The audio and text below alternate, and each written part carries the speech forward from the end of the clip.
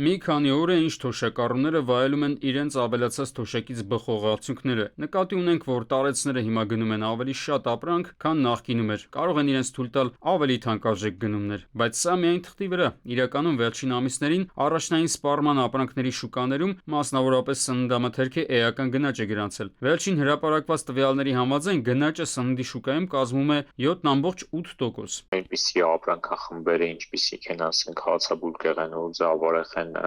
ու բանջարեղենը, շուրջ 3% աճի տեմպ ունեն նախորդ տարվա մարտի նկատմամբ, իսկ օրինակ մսի դեպքում մենք ունենք շուրջ 9.4% գների աճ, կաթնամթերքի, պանիրի եւ ձվի գներում շուրջ 12.8% գների աճ, այսինքն ընդհանուր առմամբ գների աճի տեմպը այստեղ այն բարձր է։ Թվում է, թե տարբերությունն էական չէ։ Ասենք 1 տարի առաջ 100 դրամ արժեցող կաթնային արտադրանքը հիմա արժե 113 դրամ, բայց գնաճի տոկոսների հաշվարկն այսպես պարզ բացատրել հնարավոր չէ։ Սննդամթերքի հատվածը, որը ուսումնասիրվում է, բավականին լայն է։ Այդ ցանկի մի փոքր մասից է օգտվում բնակչության մեծ մասը։ Հայաստանում ջերմատնտեսությունների ստացվող մշակաբույսերն էլ այս տարի մի քիչ տարին հետ է, դեռ ցրտեր էին, դրա համար դեռ չի իջել ջերմատնային տնտեսությունում աճեցող մշակաբույսերի գները։ Այստեղ սակայն հարցը միայն պահանջարկի աճի շրջանակում քննարկել հնարավոր չէ, նշում են մասնագետները։ Ակնհայտ է, որ սննդամթերքի շուկայում առաջ են եկել համակարգային խնդիրներ, որոնք գրեթե ամբողջությամբ գյուղատնտեսության ոլորտում իրականացված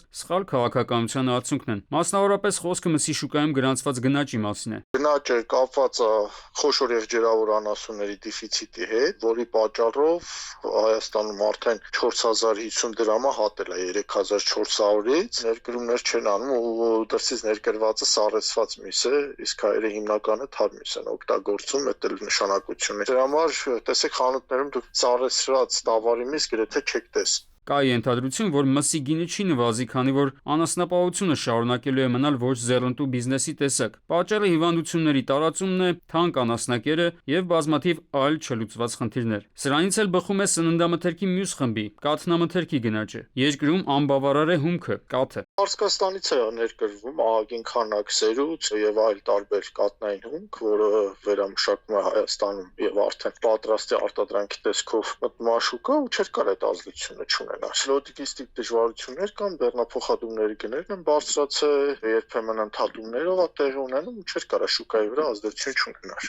Այս խնդրի միակ լուծումը ինքնաբավությունն է, այսինքն սեփական կարիքներին լիովին բավարարող հացազգիների արտադրություն, մսակաթնատու անասունների բավարար քանակ։ Սրա համար անհրաժեշտ է ոլորտի պրոֆեսիոնալ կառավարում։ Մասնագետներն արդեն մի քանի տարի նշում են, որ առանց ճանապարհային քարտեզի եւ ունեցած ռեսուրսների արդյունավետ կառավարման մենք գնալով ավելի մեծ կախվածություն ենք ձեռք բերելու ներկրումներից, որոնք մի օր էլ մեզնից անկախ պատճառներով կարող է դադարեն։ Արմեն Աթելյան, ժամը լրատվական։